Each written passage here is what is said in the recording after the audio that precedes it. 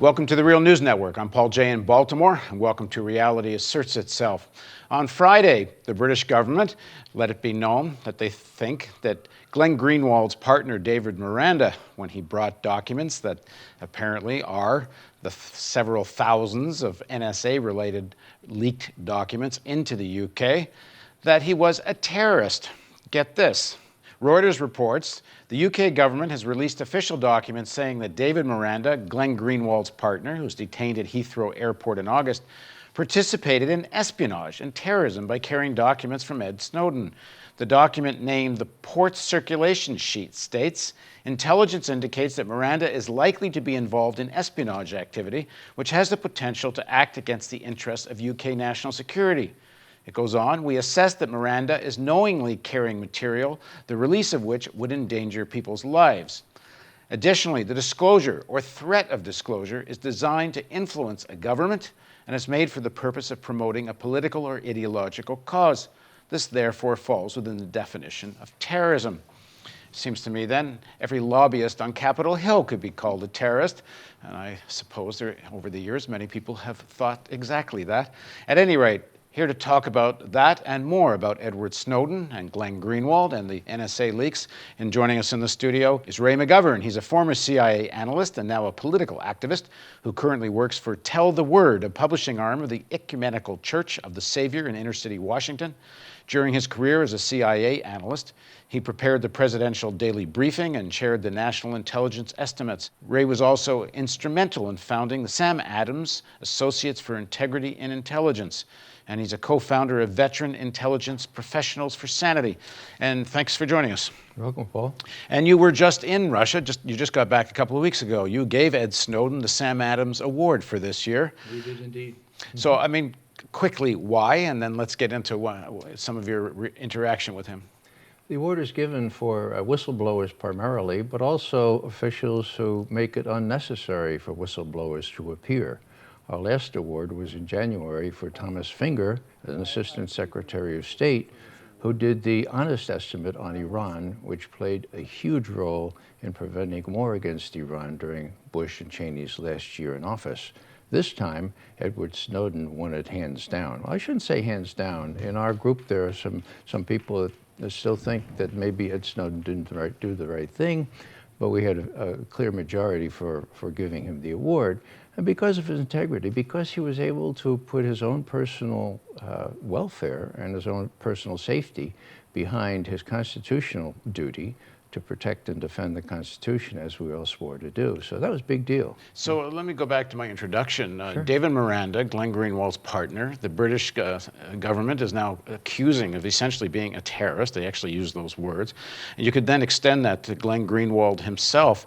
What they're doing now is not only fingering the person who does the leaks, but they're fingering journalists. They're essentially criminalizing journalism. Why did they call Miranda a terrorist? Shock value, pure and simple. Now, in the Third Reich, they could have just blown up all those books. No, they chose to burn them, okay? They could have just ignored the MacBook Pros because they didn't have anything on it. No, they chose to sledgehammer them, okay? This is all a very draconian, sort of on steroids effort by the British government to go one better from the United States. They don't have a First Amendment. They can do what they want. If you use the word terrorist, you by implication say all of your constitutional legal protections and rights are now out the window, because once you're called a terrorist, we can do what we like with you. You had an exchange with Snowden when you were in Moscow. Yeah. I'm assuming, was this Moscow? Do we know?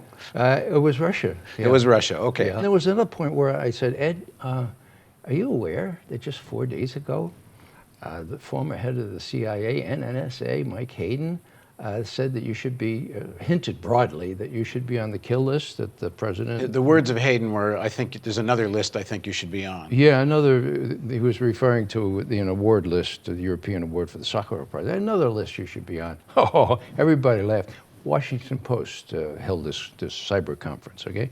And within a second, Mike Rogers, head of the House Intelligence Committee, piped up and said, yeah, I think I can help you with that. No, not I think. I can help you with that, Mike. Now, this was not the meeting of the mafia or anything. This was the House Intelligence Committee chair. supporting the notion that Ed Snowden should be assassinated on this list that Mike Hayden knows too much about. Okay, so I said this, I said, are you aware of this? And he winced, I said, yeah. And then, I wanted to ask him, are you also aware that how much reassurance did you take from Eric Holder's official memorandum to his counterpart in Russia, saying that if they just give you up, that they wouldn't torture you or they wouldn't kill you? Were you but I saw that his wan smile and his wince when I talked about Rogers. I didn't press it anymore. But that's what he faces. And when people say, "Well, wow, why didn't he go through channels, or why didn't he follow Drake's example?" Well, they're on a different planet. What he did was effective, and the payoff, of course, was we said, Ed, we know you expressed your major concern when you left, when you were in Hong Kong, that you would have sacrificed everything, everything really, and risked your own life, and nothing would happen. Are you happy now that something happened? And he smiled broadly and said, yeah, I'm happy now. I think there's something that hasn't been enough part of this discussion. Because we're hearing about how powerful the NSA is and how they can listen to everything and read everything and know everything you're doing. But to a large extent, I think this whole affair has been a sign of their weakness. Some young guy who was a security guard to begin with, is able to walk away with all this stuff, expose what are some of the, not quite the crown jewels, but, very important secrets of the American state. It's a real... He's in Hong Kong, and either they can't find him, which I find hard to believe, but if they can't, that's kind of another sign of weakness. But in theory, they could have found him, but they actually couldn't get him because, one, the Americans can't just do anything they want anymore. Hong Kong is under is essentially part of China. You can't just go in and scoop somebody up if the Chinese don't agree with it. And American public opinion would not accept killing this guy.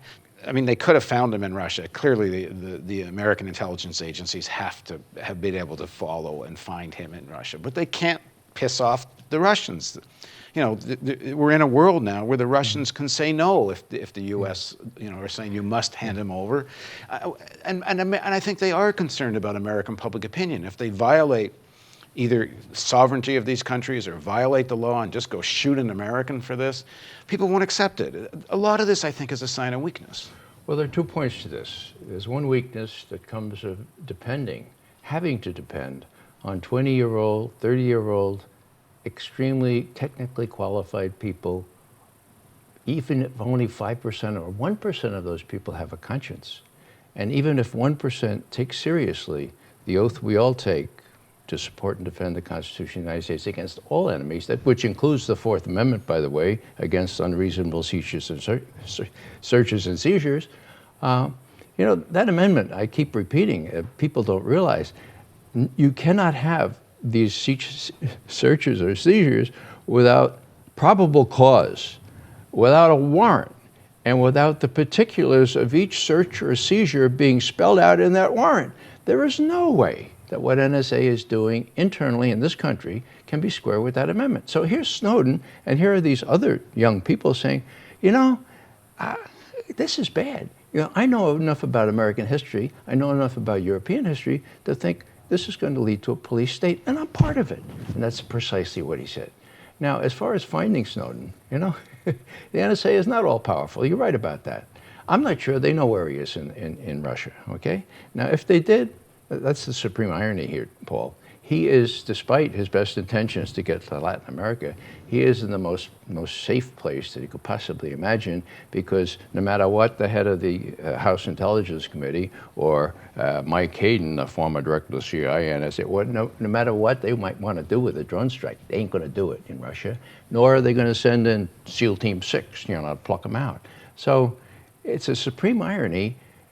He didn't intend to be there. Let me give you the other side of the argument. Sure. It's been hashed out, but let's do it again. What usually when this is posed is that there's a terrorist threat out there. Let me just add to that there's a terrorist threat out there to a large extent because U.S. foreign policy in many parts of the world, particularly the Middle East, have created the conditions and nurtured these kinds of forces, and when they're useful, ally with them and arm them and fund them, and then they come back and bite Not supposed to say that, Paul. Yeah, so Okay. given that context, yes, some pretty monstrous characters get created. Yeah. And I can't even say that without adding another piece. None of these monstrous characters have killed as many people as the U.S. Army have. Mm-hmm. So let's keep in mind various sizes of monsters. Proportionality. Proportionality. Okay. Okay, all of that being said, there are forces out there that would like to attack civilian population in the United States, and I can't even say this without segueing again, because they see their civilian population getting killed. Mm-hmm. Okay? All right. The argument is, why wouldn't you do everything you possibly could to stop it? Which means if you have to listen to everything, if you have to get metadata on everything, Mm-hmm. that you do it.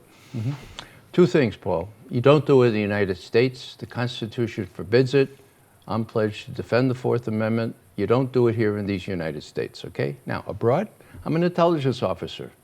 I profited from, I know the value of this collection mechanism, okay? I would never say we shouldn't do it. But, just like everything else, the Greeks used to say, mede in agan, or the Romans, in medio res, nothing in excess, virtues in the middle. Just because you have all the money in the world, just because you have all the technology in the world to do this kind of thing, you don't do it without adult supervision. You don't do it without saying, well, all right, Angela Merkel's phone, yeah, that would be really, well, wait a second. Now, what do we expect to get? What she eats with us sauerbraten on Saturday night? Well, that's what they got. Now, this is just the latest of the abuses and usurpations vis-a-vis the Europeans. I mean, we persuaded them to go along with kidnapping. We persuaded them to go along with enhanced interrogation techniques, with black prisons on European soil. We persuaded them to do all that kind of thing. There comes a time when the Europeans will say, hey, we remember what happened when that happened back in the 30s. Maybe we ought to tell the Americans the dangers of incipient fascism. And I use the word advisedly. They know what it's like, and I'm appealing to them in every interview I get with Europeans to say, look, it's your turn. My father's generation drove the fascists out of Europe. Now it's your turn to make sure that we realize what it's like, because we don't know. We have no sense of history. And of course, that's the danger here, that if you ever reach a point in the American, in a crisis in the United States, that a state starts considering mass arrests, that's where this becomes really serious. Well, that's what Snowden called turnkey tyranny. You have all the names, you have all the numbers. You want to have some tyranny, you turn the key and you wrap up people. When I was in Amsterdam this summer, okay, I was speaking at a hacker conference of all things, okay, I learned that when the Germans came into Holland, there were municipalities, towns, that had copious lists of citizens, including their race and their religion, okay? The more, progressive or the more conscientious people destroyed those lists immediately, okay? And Nazis had lots of trouble rounding up Jews in those towns. The others, well, they want to curry favor with the Nazis. They gave them the list, and those Jews were immediately taken out to Eastern Europe, the extermination camp. So that's how dangerous this thing is. This was just a reminder. That's just Holland, but it happened. And so we need to realize that, and we don't really teach that in the history books, and we're getting very close, in my view, to a situation where we have the corporations, the government, the media, the national security apparatus, who else? So the Congress. They're all kind of enmeshed in this complicit destruction of our Constitution. And when they say it's legal to do this stuff, it was legal to do all that stuff once Hitler took over and defied the German Constitution. There was a German Constitution in those days. So it may apparently be legal, but there are millions of us that, like me, took a solemn oath to support and defend the Constitution of the United States against all enemies, foreign and domestic, and we mean to do that. I think there's an increasing consciousness that this needs to be done before it's too late. I mentioned at the beginning that Glen Greenwald's partner had been called a terrorist in the UK. And Glen makes a very important point in one of his articles. And I think Glen's been very brave, not only in how he's reported on all this, but also in terms of how he's followed up and analyzed the situation. But how much of a recent poll that came out a couple of months ago shows now that a majority of Americans think that the government's going too far in terms of invading people's privacy. About the same number think that Snowden's a whistleblower and deserves protection, as think he's a traitor. But Greenwald has pointed out that people that identify as moderate or conservative Democrats actually support the NSA more than many Republicans and certain libertarians and liberal Democrats. But it's the core base of Obama supporters who have been the most vigorous in supporting the NSA and President Obama on all this intelligence gathering. And what do you make of this kind of specific role that Obama and that section of the Democratic Party has played in helping get kind of liberal opinion that in theory would have been against all this on board? It's unconscionable, and it's real, okay? I've learned a lot over the last decade, and that is politics overcomes all other considerations. When John Conyers refused to impeach President Bush, that to me was the key point, because once they decided to go along with that out of the provincial aim to win big in the next election, which they did, you know, once you make compromises like that, once you defy the Constitution of the United States, which provided that he should be impeached, and I told John Conyers, I said, person to person, I said, you know, you're responsible, why don't you do it? He says, because we won't win as big in November. That's what he said. So once people don't take their constitutional duties seriously, as some of us are, then it's a slippery slope. All right, thanks for joining us, Ray. Most welcome, Paul. And join us for part 2 of our discussion with Ray, where we're going to pick up on the issue of the whole philosophical, ideological basis of U.S. foreign policy. Can you have a foreign policy as such and have constitutional rights at home? Please join us for the next part of our series of interviews with Ray McGovern on Reality Asserts Itself on the Real News Network.